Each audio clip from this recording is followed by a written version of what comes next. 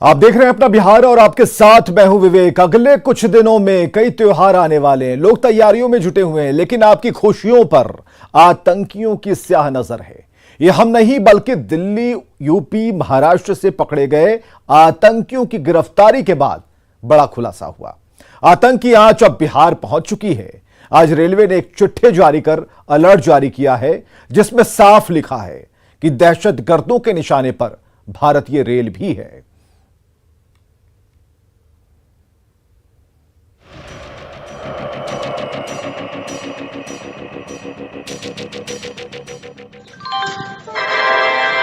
कृपया ध्यान दीजिए। यात्रीगण कृपया ध्यान दें।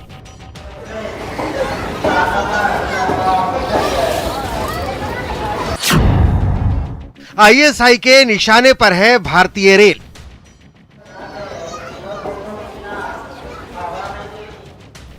आने वाले त्योहारों के दौरान देश में धमाके की पाकिस्तानी साजिश का पर्दाफाश हुआ है। 6 दिन पहले दिल्ली, महाराष्ट्र और यूपी से गिरफ्तार इन आतंकियों की गिरफ्तारी के बाद चौंकाने वाला खुलासा हुआ है। खुलासा ये कि सभी आतंकी नवरात्रि और रामलीला के दौरान धमाका करना चाहते थे। पकड़े गए आतंकियों में से 2 ने पाकिस्तान में बम बनाने की ट्रेनिंग ली थी। आतंकियों के निशाने पर भारतीय रेल भी थी। इनपुट के मुताबिक आतंकी आरडीएक्स के जरिए बड़ा धमाका करने की फिराक में थे। लिहाजा पूर्व मध्य रेलवे की ओर से एक चिट्ठी जारी की गई है, जिसमें साफ साफ लिखा हुआ है कि दिल्ली पुलिस द्वारा 2 आतंकी को पकड़ा गया है, जिसे पाकिस्तानी आईएसआई एजेंट होने की संभावना व्यक्त की गई है। जिसके हवाले से ज्ञात हुआ है कि देश के विभिन्न जगहों पर पुल पुलिया, रेलवे ट्रैक एवं भीड़ भाड़ वाले स्थानों पर विस्फोटक आरडीएक्स का प्रयोग कर क्षतिग्रस्त करने की मंशा है, जिससे रेल के पुल पुलिया, रेलवे ट्रैक तथा रेलवे स्टेशनों पर अतिरिक्त सुरक्षा व्यवस्था की आवश्यकता है। जो खुलासा किया गया है, जो जानकारी दी गई है वो बेहद चौंकाने वाली है। और वो जानकारी ये है कि आईएसआई जो है वो रेलवे को जो है वो अपना निशाना बना सकता है। जो पुल पुलिया है या भीड़ भाड़ वाले इलाके हैं वहाँ पे आरडीएक्स लगा करके विस्फोट कर सकता है। और भीड़ भाड़ वाले इलाके में खासतौर पे जो है वो ब्लास्ट करने की मंशा जो है वो आईएसआई की है। और इसी बात को ध्यान में रखते हुए आरपीएफ के जो आयुक्त हैं उनके तरफ से ये अलर्ट जारी किया गया है।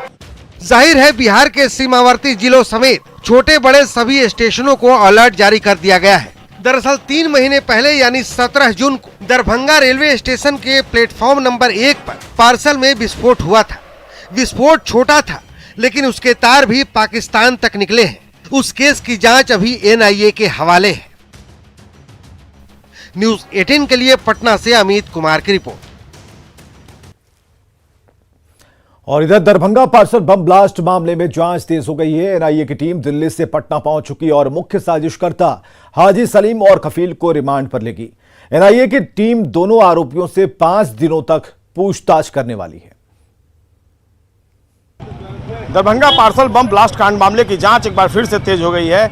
एनआईए की टीम दिल्ली से पटना पहुंची है और आज एनआईए कोर्ट में एनआईए ने 5 दिनों की रिमांड के लिए हाजी सलीम, जो इस पूरे मामले का कॉन्स्पिरेटर है और साजिश करता है, उसे और कफील को रिमांड पर लेने के लिए आवेदन दिया था। और 5 दिनों की रिमांड मिली है इन दोनों की एनआईए को। इन दोनों को यूपी के कैराना से गिरफ्तार किया गया था। इस मामले में कुल 4 आरोपियों की गिरफ्तारी हुई थी। हैदराबाद से 2 भाइयों की, सलीम और दूसरे उसके भाई की। और इन चारों आरोपियों को फिलहाल बेऊर जेल में बंद रखा गया। आप तस्वीरों में देख सकते हैं, ठीक हमारे सामने एनआईए और एटीएस की टीम जो है वो पहुँच गई है। और ये जो दोनों आरोपी हैं, एटीएस की गाड़ी भी लगी हुई है और हाजी सलीम और कफील को लेने के लिए टीम पहुंची हुई है। और यहां से इन दोनों को 5 दिनों की रिमांड पर लिया जाएगा। दरअसल हाजी सलीम की तबीयत खराब हो गई थी उसकी गिरफ्तारी के बाद और उसे रिमांड पर नहीं लिया जा सका था। और अब एनआईए की टीम चाहती है कि हाजी सलीम को रिमांड पर लिया जाए। और कफील, ये दोनों रिश्तेदार हैं, बाप बेटे बताए जाते हैं। और इन दोनों को रिमांड पर लेकर एनआईए की टीम एक बार फिर से पूछताछ करना चाहती है। क्रॉस इंट्रोगेशन करेगी एनआईए की टीम। और दरभंगा ब्लास्ट कांड की गुत्थियों को सुलझाने में लगी हुई है फिलहाल एनआईए की टीम। और एक बार फिर से दरभंगा कांड की जांच जो है वो शुरू हो गई है। देखना होगा अब इन दोनों को 5 दिनों की रिमांड पर लिया जाता है तो एनआईए की टीम इनसे आखिरकार किस तरह का सच उगलवाती है। कैमरा पर्सन सुबोध के साथ संजय कुमार, न्यूज़ 18 पटना। और एक बड़ी खबर आ रही है पूर्णिया से, जहां पंचायती के दौरान एक शख्स की हत्या कर दी गई है। पूर्णिया से इस वक्त की बड़ी खबर हम आपको बताने जा रहे हैं, जहां पंचायती के दौरान एक शख्स की हत्या कर दी गई है। सरोज ठाकुर नाम बताया जा रहा उस शख्स का। डगरुआ के सौरा गांव की घटना है। लोगों ने 5 आरोपियों को पकड़कर पीटा है।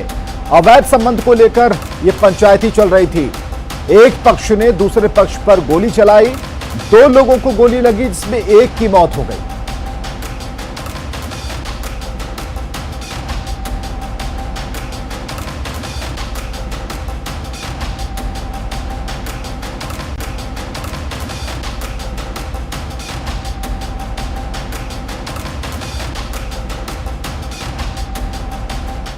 हिंदी दिवस के दिन हेमंत सोरेन ने भोजपुरी और मगही भाषा को लेकर एक नफरत भरा बयान दिया था। 6 दिनों बाद नीतीश कुमार ने उस बयान का जवाब दिया है। भाषा के जरिए नीतीश कुमार ने हेमंत सोरेन को पूरी मर्यादा सिखा दी है।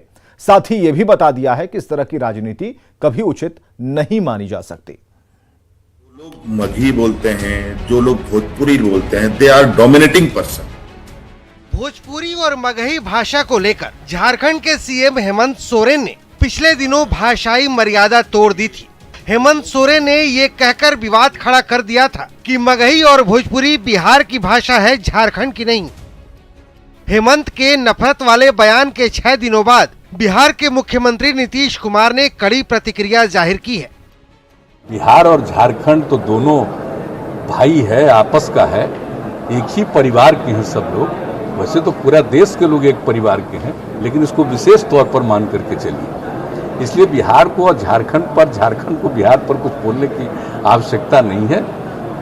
दोनों में प्रेम है। झारखंड में जो बोलता है बिहार में नहीं बोलता है, बिहार का लोग झारखंड में, ये सब कोई चीज है? आप जरा बताइए तो। कुछ इलाका ऐसा है बिहार का जहां पर जाइए तो जो बंगाल में बोला जाता है तो उस तरह का नहीं बोलता है। ये सब कोई बात है? इन सब चीजों के बारे में कुछ सोचना चाहिए। ये सब हमारी समझ से कोई उपयुक्त चीज नहीं, लेकिन अपनी इच्छा है, पता नहीं इसका कोई उनको लाभ मिलने वाला है तो लाभ लेते रहे। हम लोग तो कभी सब चीज के बारे में नहीं सोचते। दरअसल 14 सितंबर को हेमंत सोरेन ने मगही और भोजपुरी को बाहरी भाषा बताया था। साथ ही दोनों भाषाओं को बोलने वाले लोगों को डोमिनेटेड पर्सन कहा था। ये रीजनल लैंग्वेज नहीं है, ये बोरोड लैंग्वेज है। और चूंकि जो लोग मगही बोलते हैं, जो लोग भोजपुरी बोलते हैं, they are dominating person. Otherwise ग्रामीण क्षेत्रों के अंदर, गांव के अंदर ये लैंग्वेजेस नहीं है। ये तो बिहार का लैंग्वेज है, झारखंड का लैंग्वेज नहीं है। तो ये झारखंड का बिहारीकरण क्यों हो?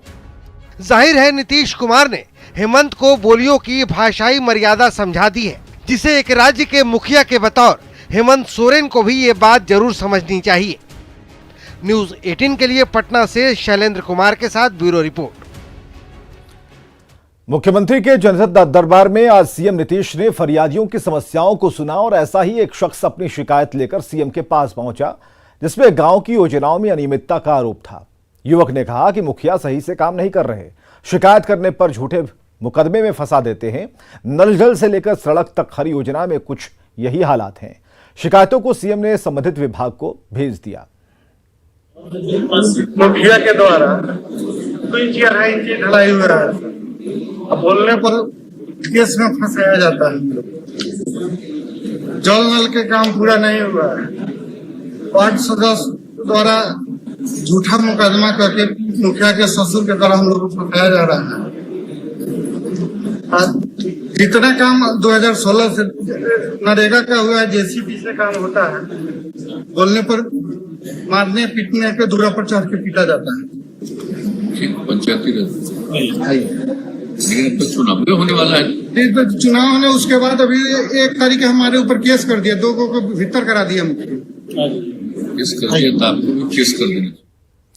बिहार ने अब तक 5 करोड़ लोगों को वैक्सीन देकर बड़ी उपलब्धि हासिल की है। बिहार ने 6 महीने में 6 करोड़ लोगों को वैक्सीन देने का लक्ष्य रखा था, जिसमें अब भी 1.5 महीने बाकी हैं। ऐसा करने वाला बिहार देश का 8वां राज्य बन गया है।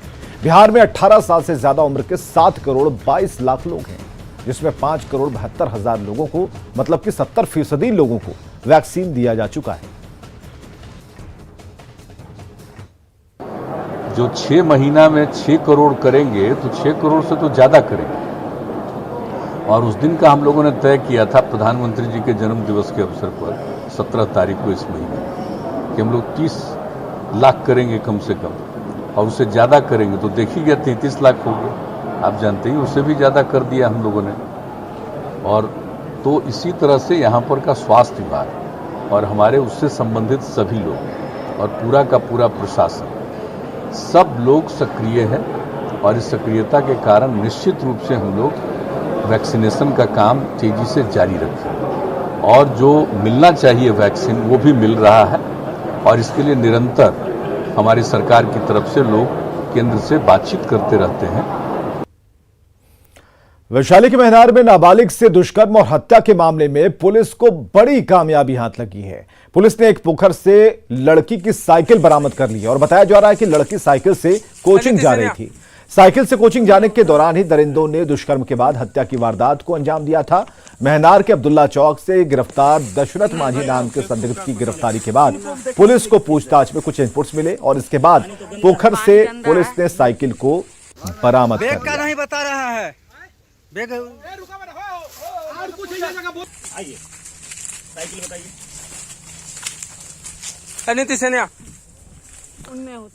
तो इस मामले में भीड़ ने हाथ में कानून लिया। आरोपी को पुलिस के कब्जे से छुड़ाकर धुनाई की। पुलिस ने किसी तरह संदिग्ध आरोपी को भीड़ से बचाया। भीड़ से बचने के लिए संदिग्ध आरोपी के साथ साथ महनार थाना अध्यक्ष काफी देर तक दुकान में बंद रहे। बाद में मौके पर पहुंची पुलिस टीम ने हालात को सामान्य करवाया।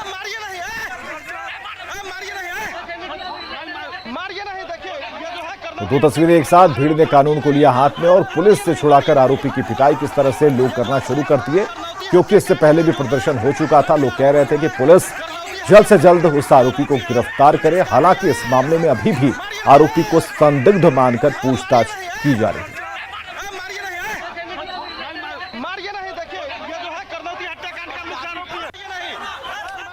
और खबर है सीतामढ़ी से, जहां के मुखिया प्रत्याशी की पिटाई का वीडियो सामने आया है। सीतामढ़ी पुपरी प्रखंड के आवापुर से मुखिया प्रत्याशी मोहम्मद जकारुल्लाह उर्फ जकी अमीन की दिल्ली में लोगों ने पिटाई कर दी। दरअसल मुखिया प्रत्याशी दिल्ली में अपनी पंचायत के लोगों से वोट की अपील करने गए थे, जहां कुछ बदमाशों ने उनकी पिटाई कर दी। उनकी हालत नाजुक बनी हुई है। जकी अमीन के पंचायत के काफी सारे लोग दिल्ली के नवी नगर में रहते हैं। मुखिया प्रत्याशी अपने पंचायत के लोगों से मिलने जा रहे थे, तभी बीच रास्ते में कुछ बदमाशों ने रोका, उन्हें पिटाई की। मुखिया प्रत्याशी ने आवापुर दक्षिणी पंचायत के वर्तमान मुखिया पर गुंडों की मदद से हत्या की साजिश का आरोप लगाया।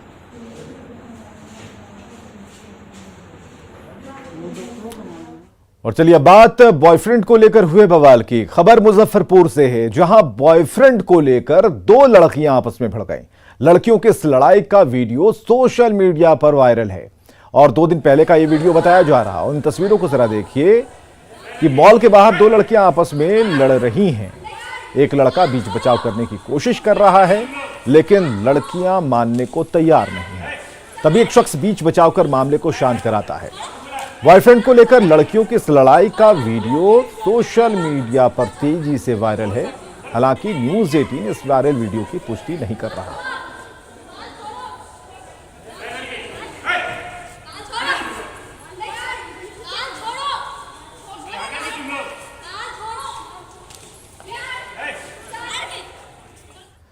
पंचायत चुनाव से पहले मुंगेर में पुलिस और नक्सलियों के बीच मुठभेड़ हुई। दोनों तरफ से करीब 50 राउंड फायरिंग हुई। हालांकि नक्सली फरार हो गए।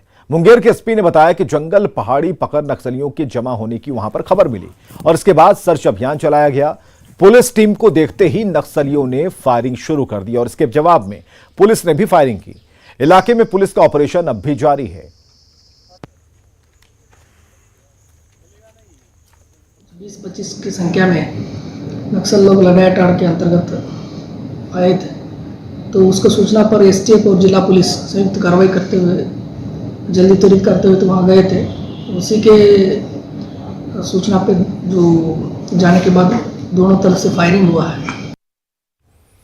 और चिराग पासवान को एक और बड़ा झटका लगा है। चाचा और भाई के बाद उनके करीबी रहे विनोद सिंह ने साथ छोड़ दिया है।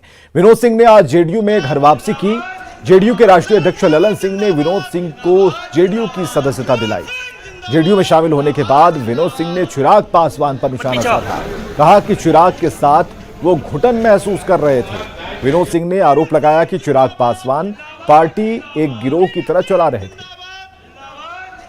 मैं अपने घर में वापस आया हूं। समता पार्टी के समय से ही मैं कार्यकर्ता के रूप में, समता पार्टी के कार्यकर्ता के रूप में पार्टी का सेवा करता रहा। जनता दल यूनाइटेड में पार्टी का सेवा करता रहा। इधर पूर्णिया में पंचायती के दौरान एक शख्स की हत्या कर दी गई। घटना ढगरुआ के सौरा गांव की है, जहां पंचायती चल रही थी। इसी दौरान एक पक्ष ने फायरिंग की, जिसमें 2 लोगों को गोली लगी और एक की मौत हो गई। इसके बाद स्थानीय लोगों ने 5 लोगों को पकड़कर पीटना शुरू किया। हालांकि बीच बचाव के लिए पुलिस मौके पर पहुंची और लोगों को शांत कराया। कुछ इस तरह हुई कि दो आदमी को गोली लगी है और 5 अभियुक्त पकड़े गए हैं। आगे का अनुसंधान जारी है, कार्रवाई की जा रही है। कि उसमें कुछ झगड़ा हुआ है, उसकी पुष्टि अभी की जा रही है। उसकी पुष्टि अभी कम्प्लीटली नहीं हुई। तो यह मर्डर हुआ है। मर्डर के ये 5 एक्यूज्ड हैं। आगे अनुसंधान में जो भी बातें आएंगी वो आप लोग को पता लगे।